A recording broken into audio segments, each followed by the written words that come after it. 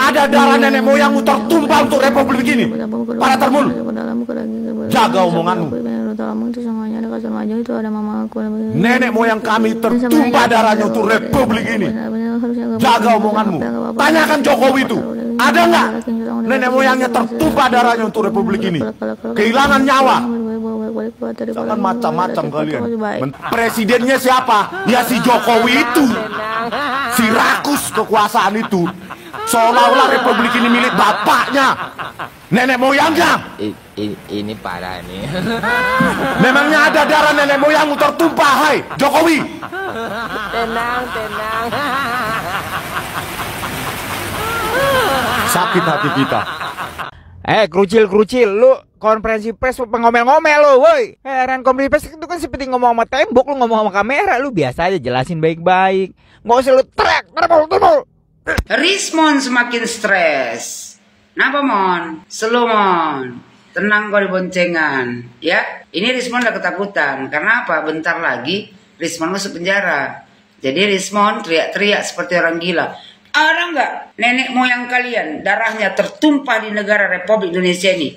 Joko Widodo, ada nggak darah nenek moyangnya tertumpah di negara Republik Indonesia ini? Rismon, memangnya kau pikir nenek moyang kau aja ya yang tertumpah darahnya di negara Republik Indonesia ini?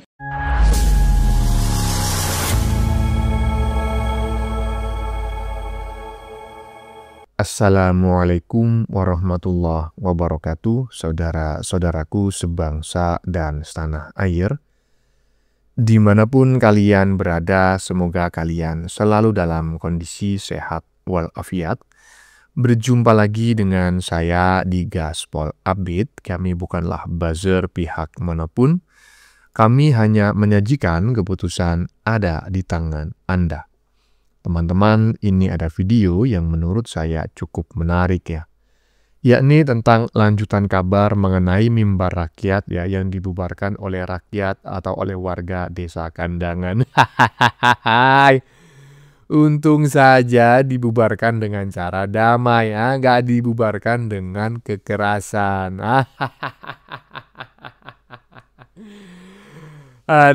Akhirnya golongan manusia-manusia halu tingkat dewa itu terpaksa menggelar mimbar rakyat di sebuah warung nasi.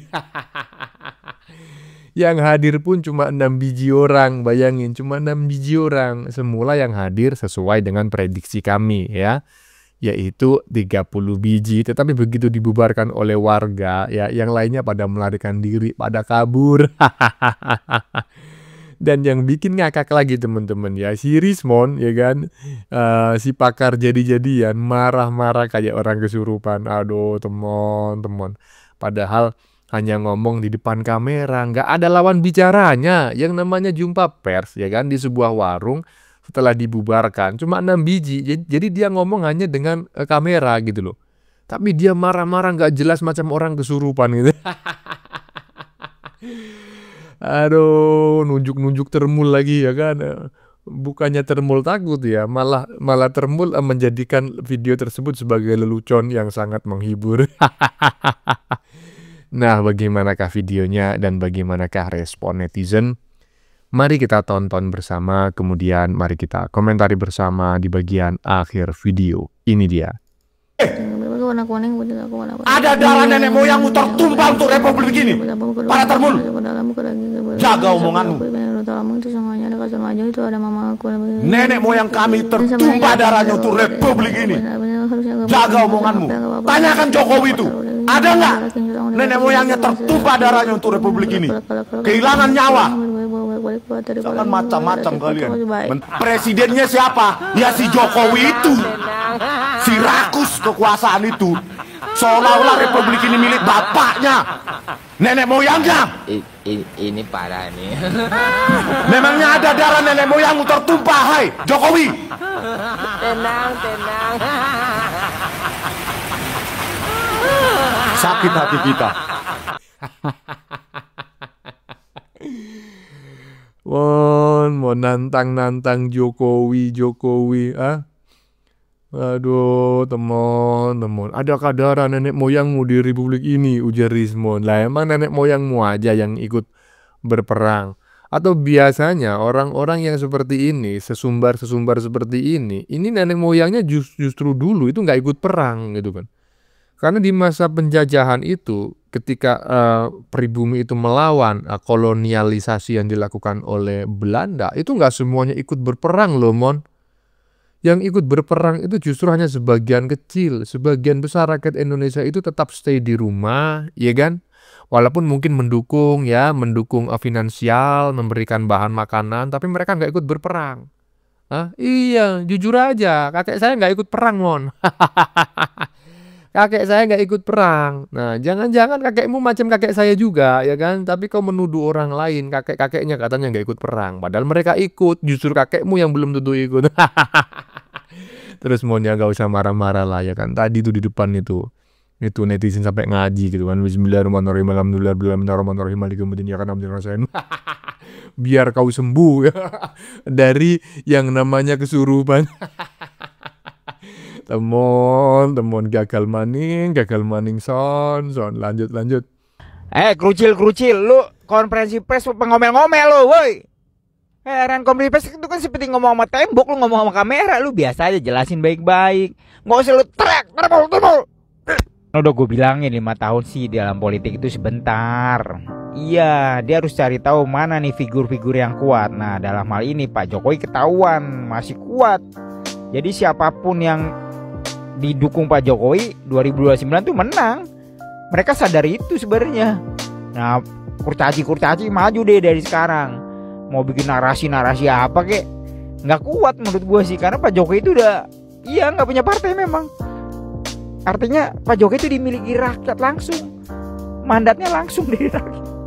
Kecintaan rakyat ke Pak Jokowi itu belum luntur sampai sekarang. Nah, caranya ya harus digerogotin. Terus aja kerja keras lu, terus. Kontra narasi miring terhadap Jokowi. Lah ya itu, ya kan? 2029. Tapi marah-marahnya dari sekarang gitu loh. Nanti jangan-jangan ya seperti banyak orang yang mengatakan, kalau terlalu panas di awal ya kan, nanti overhead di belakang-belakang, ujung-ujungnya apa? Justru pada saat 2029 ya kan, hari hanya gongnya besar-besaran, kau sudah kehabisan amunisi. Tenagamu sudah habis gitu loh. Aduh, lagian ngomong di depan kamera aja kau tunjuk-tunjuk termal. Teman, lanjut. Tanyakan Jokowi itu, ada nggak nenek moyangnya tertumpah darahnya untuk Republik? Rismon semakin stres. Kenapa, Mon? Slow, Mon. Tenang kau di boncengan, ya. Ini Rismon udah ketakutan. Karena apa? Bentar lagi Rismon masuk penjara. Jadi Rismon teriak-teriak seperti orang gila. Ada nggak nenek moyang kalian darahnya tertumpah di negara Republik Indonesia ini? Joko Widodo, ada nggak darah nenek moyangnya tertumpah di negara Republik Indonesia ini? Rismon, memangnya kau pikir nenek moyang kau aja ya yang tertumpah darahnya di negara Republik Indonesia ini? Semua rakyat Indonesia ada darah nenek moyangnya tertumpah di negara Republik Indonesia ini. Mon, percayalah kau, ya, semakin kau menunjukkan kegilaan kau itu, semakin rakyat Indonesia muntah ya melihat tingkah laku kau itu.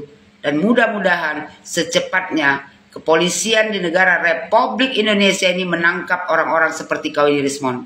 Jadi untuk kau, Rismon, kusarankan sama kau, jaga diri, Mon. Ya, sebentar lagi kau pasti pakai baju oranye. Jaga diri, Mon. Sebentar lagi kau pasti pakai rompi oren, Mon. Ya, puas-puasin kau teriak-teriak ya. Jangan kau pikir ya kan orang Batak semua mendukungmu. Yang mendukungmu juga bisa dihitung dengan biji, Mon. Bisa dihitung dengan jari. Sebagian besar saudara-saudara kita warga negara Indonesia yang berlatar belakang suku Batak justru malu melihat dirimu, Mon. Yang ngaku-ngaku lulusan Yamaguchi University. Begitu ditelusuri ke Jepang, kau hapus gelarmu. Teman, jaga diri ya, Mon, ya kan, sehat-sehat ya, Mon. Lanjut.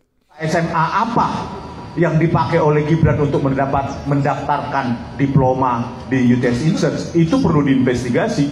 Tapi sayangnya DPR tidak punya nyali, ya. Justru kita yang melakukan kerja-kerja DPR saat ini, meskipun kita nggak dibayar oleh negara, ya. Kerja-kerja jurnalistik pun kami yang melakukannya. Bahkan media besar pun malah mendapat info dari kami. Mereka tidak mendatangi di Dasmen untuk menanyakan langsung. Kami yang menanyakan langsung, dan itulah jawabannya.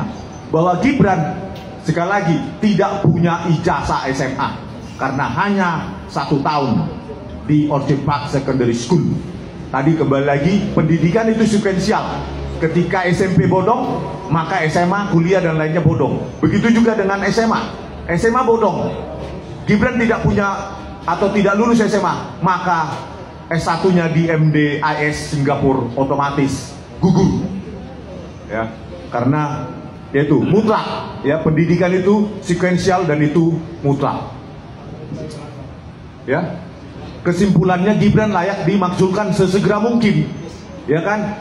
Saya mengharapkan karena mereka ini dari Solo, harusnya teman-teman dari Solo yang bersuara lebih keras, karena mereka tidak mewakili orang Solo, ya.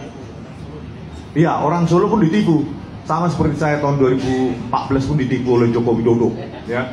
Katanya lulusan sarjana Fakultas Kehutanan UGM. Sampai sekarang yang berani ya ditunjukkan kepada para termulnya, ya. Jadi sekali lagi ya, jadi keluarga ini sudahlah, enough untuk membuat susah negara ini. Enough is enough. Ya, jadi kalau Jokowi ini udah selesai sebenarnya. Selalu kita bilang ini di buku Jokowi's white paper itu sudah tidak bisa dibantah mereka lagi, ya. Udah bantahan dari Pak Kasmujo. Mana ada pembimbing yang diakui mahasiswanya membantah? Coba, hanya Jokowi itu dosen pembimbing yang diakuinya, membimbing skripsi maupun akademik, membantahnya. Dan dia menipu rakyat tahun 2017 di UGM. Des Natalis UGM juga menipu dia. Berdrama dengan Pak Kasmujo, padahal Pak Kasmujo tidak ada peranan sama sekali membimbing dia. Itulah kualitas Presiden Jokowi, penipu, pembohong, ya, rakus kekuasaan, serakah, seolah-olah negara ini miliknya, ya. Kalau kita telisik, memangnya ada nenek moyangnya dia berjuang dan mati sebagai pahlawan? Coba ditelisik dulu, ya. Sementara kita, jutaan seperti kita, nenek moyang kita berkorban untuk mendirikan republik ini, ya. Istri saya, ya, 2 tulangnya, abang dari mamanya kandung, tewas di Salatiga, Ambarawa, dikubur massal di sana, 2 nyawa. Ya. Jokowi apa? Menyumbangkan apa? Ya, kalau ditanya para termul itu, ya, termul, Terjo, ternak Kasmujo, ternak Jokowi, ya, Andi Aswan. Memang respon siapa? Ada darah nenek moyang tertumpah untuk republik ini. Para termul, jaga omonganmu. Nenek moyang kami tertumpah darahnya untuk republik ini. Jaga omonganmu. Tanyakan Jokowi itu, ada nggak nenek moyangnya tertumpah darahnya untuk republik ini? Kehilangan nyawa. Jangan macam-macam kalian. Mentang-mentang kami rakyat jelata, ya. Nyawa tertumpah untuk republik ini. Pak Prabowo Subianto, bagaimana ini Pak? Kalau benar info yang akan memunirkan saya, dan saya dapat 3 orang mendatangi domisili saya, menanyakan saya, pemuda berbadan gelap, berbadan tegap, ya, bukan gelap ya, tegap. Ada nggak jaminan untuk rakyat semacam kami? Ya, saya ingin kontra narasi kepada para termul. Motivasi politik mereka, RRT dan lainnya adalah memakzulkan Gibran. So why not? Kalau Gibran bisa kita buktikan melakukan perbuatan tercela, memalsukan ijazah SMA-nya atau tidak punya ijazah SMA, tetapi alasan untuk memakzulkan dia sesuai yang diatur pada pasal 7A, 7B Undang-Undang Dasar 1945. Kalau kalian, motivasi kalian menjilat, Kami, motivasi kami adalah menegakkan aturan hukum, meritokrasi, keadilan sosial bagi seluruh rakyat Indonesia. Jadi Gibran itu harus dimakzulkan karena dia punya privilege. Privilege dikasih siapa? 3 lembaga negara selalu saya sebutkan. Pertama, di Jendikdasmen dengan surat keterangan yang dikeluarkan Agustus 2019.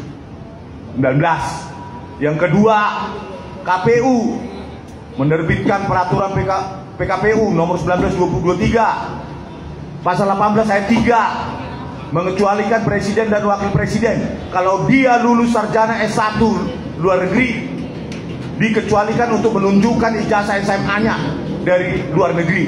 Itu kan hanya untuk Gibran itu. 2019 dibuat. Baru yang ketiga, Mahkamah Konstitusi mengotak-atik pasal berapa sih? 169 huruf Q, syarat minimal 40 tahun. Undang-Undang nomor 7 tahun 2017. Gini loh Mon, kamu ini ngurusin ijazah, ya kan?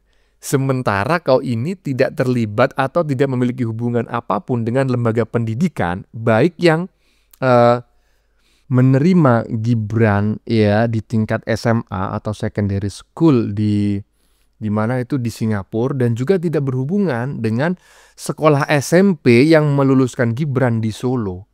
Tapi kau sok tahu gitu loh. Coba bayangin gitu loh. Kau mengatakan bahwa S1-nya Gibran yang katanya dari Orchid Park itu katanya nggak sah. Lah, itu kan kamu sama saja mengambil alih kewenangannya Orchid yang S1 di Singapura itu gitu loh. Lah kan terserah mereka. Mereka menerima mahasiswa, mereka memiliki ya prosedur sendiri gitu loh, yaitu lulus secondary school. Karena sistem pendidikan di Singapura dengan di Indonesia itu beda teman. Aduh, gimana ini orangnya? Bego kok nggak sembuh-sembuh sih. Lanjut. Gibran itu jelas tidak mencerminkan sifat anak muda. Gimana? Sudah setahun. Ya kita lihat, kita evaluasi. Gibran tuh hanya mendapat skor dari Selios loh ini ya. 3 dari 10. Oh udah, ya, 3 dari 10. Oke, karena itu wartawan sudah datang. Jadi udah jelas ya, kita pindah lokasi dan setelah lagi kita live. Ya. Jadi Gibran harus segera dimakzulkan. Nah, yuk. Update Bali G Academy. Banyak tuh teman-teman media. Sentana Channel, Sentana TV. Ya. Kasihan. Mainstream ada? Ya. Oh mainstream ya. Mainstreamnya banyak. Oh. Oke, Bang. Sampai jumpa pada saat pemakzulan Gibran. Ya, barusan adalah pernyataan dari si Maling Panci gitu kan. Ketika dia mengatakan bahwa Gibran itu tidak mencerminkan anak muda gitu kan. Ya juga sama. Kau juga nggak mencerminkan orang dewasa. Kau tidak mencerminkan orang yang sudah tua. Padahal rambutmu, ya kan? Itu si rambutan itu udah tinggal beberapa biji aja, ya kan? Tapi kau ngerasa justru Gibran yang lebih rendah etikanya gitu loh, yang nggak bisa apa-apa padahal dirimu, ya kan. Bahkan ketika kau dipecat sebagai menteri pun kau pulang, ya kan, bawa ribuan panci. Ini bukan masalah fitnah, ya kan, bukan persoalan benar atau kasar, tetapi berita itu memang beredar bahkan sampai ke pengadilan, ya kan, itu kan fakta berarti. lanjut. Kami sudah berjumpa langsung dengan Dr. Eko Susanto, Sekretaris Jendikdasmen saat ini, bahwa memang Gibran tidak punya ijazah SMA. Memang nggak punya, saudara. Kenapa bang? Ya, ya lulusan SMP dong. Iya kan? Memang nggak punya. Kalau Termul memang nggak percaya Aris membohong. Sudut pandang Termul kan seperti itu. Mereka yang jujur, kita yang bohong. Oke. Ya sudah, datangi aja Pak Eko, Dr. Eko Susanto. Sekarang incumbent kok menjabat. Ya. Jadi memang nggak pernah lulus SMA, nggak ada ijazah SMA, dan di Orchid Park Secondary School di Singapura hanya sampai kelas 10 atau kelas 1 SMA. Hanya punya satu raport, ya, 1 tahun. Sementara yang di yang di UTS Insurance itu langsung mengambil diploma, yang seharusnya diploma itu kan kelas 13 setaranya. Terus kelas 11, kelas 12-nya mana? Nah, ini patut diduga juga kelas 11, kelas 12-nya itu dibuat di pramuka juga seperti bapaknya, ya kan. Nah, oleh karena itu ya kami mohon nih dukungan. Kemarin saya ketemu dengan Bang Khalid di Banten, Serang. Bagaimana kalau kita dari Solo juga sama-sama dan dari seluruh pelosok Indonesia sama-sama kita mendesak ya datang meramaikan ke Kemendikdasmen untuk mencabut surat keterangan yang dikeluarkan oleh Ditjendikdasmen pada Agustus 2019 yang lalu, yang ditandatangani oleh pejabatnya sekretaris saat itu, yaitu Dr. Sultanto SHMA. Ya, karena ya jelas karena dari syarat penyetaraan ijazah SMA ya yang dimiliki atau yang diwajibkan oleh Ditjendikdasmen itu secara online kan bisa kita lihat ya, ada 10 item A sampai Z ya kan, rapor 3 tahun, ijazah yang mau disetarakan harus ada, kurikulum asal, sekolah asal juga harus ada. Itu kan nggak dimiliki oleh Gibran semuanya, tiba-tiba ya dikeluarkan surat penyetaraan ijazah SMK. Jadi memang nggak lulus SMA atau SMK. Nah, disinilah bermain 3 institusi negara. Yang pertama Mahkamah Konstitusi yang mengotak-atik Undang-Undang Pemilu, Undang-Undang Nomor 7 Tahun 2017, Pasal 169 huruf Q. Syarat minimalnya 40 tahun, diotak-atik, dikasih koma. Kalau sudah terpilih pilkada boleh, gitu kan? Itulah tugasnya MK. Ya, komplot, kong kaling kong. Yang kedua, Ditjendikdasmen mengeluarkan surat penyetaraan itu tahun 2019 agar Gibran bisa mencalonkan diri wali kota maupun wapres. Yang ketiga, itulah KPU. Ya, PKPU nomor 19 tahun 2023 pasal 18 ya. Pasal 18 ayat 3. Nah, di situ dikecualikan untuk capres dan cawapres bila telah lulus S1 luar negeri, maka tanda kelulusan SMA luar negeri itu dikecualikan, tidak dibutuhkan. Nah, dari 3 institusi atau lembaga negara ini sangat jelas, sangat kentara bahwa 3 lembaga negara ini di bawah kepemimpinan Presiden Jokowi saat itu bekerja sama kong kaling kong untuk meloloskan Gibran, baik sebagai wali kota Solo tahun 2020 maupun sebagai wapres tahun 2024. Oleh karena itu warga Solo harusnya malu ya. Karena apa? Karena Gibran dan Jokowi ini kan tidak mewakili sifat dari warga Solo ya, yang suka berbohong, menipu, yang mengakal-ngakali aturan, konstitusi. Memang kelihatan Gibran tidak melanggar konstitusi atau aturan karena konstitusi itu yang diubah. Konstitusi itulah yang diubah sehingga tidak tampak melanggar konstitusi. Karena konstitusi atau aturan itu, aturan main itu yang diubah. Oleh karena itu, ya sebelum mengadili Jokowi, yang pertama-tama yang harus dilakukan adalah memakzulkan Gibran. Itu yang paling gampang dilakukan. Karena memang kalau surat keterangan penyetaraan ijazah untuk Gibran itu dicabut oleh Ditjendikdasmen, maka pencalonan dia baik sebagai wali kota maupun wapres itu menjadi tidak sah. Karena surat keterangan itulah yang dipakai pada 2 pencalonan tersebut ya oleh Gibran gitu.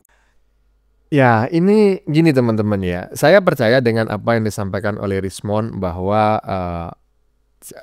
Kemendikdasmen itu menyatakan demikian tadi. Tetapi saya bukan hanya menduga, saya yakin si Rismond inilah yang salah persepsi. Gibran nggak memiliki ijazah SMA itu sudah pasti karena Gibran sekolahnya di Singapura. Mana ada SMA di Singapura gitu loh. Ya.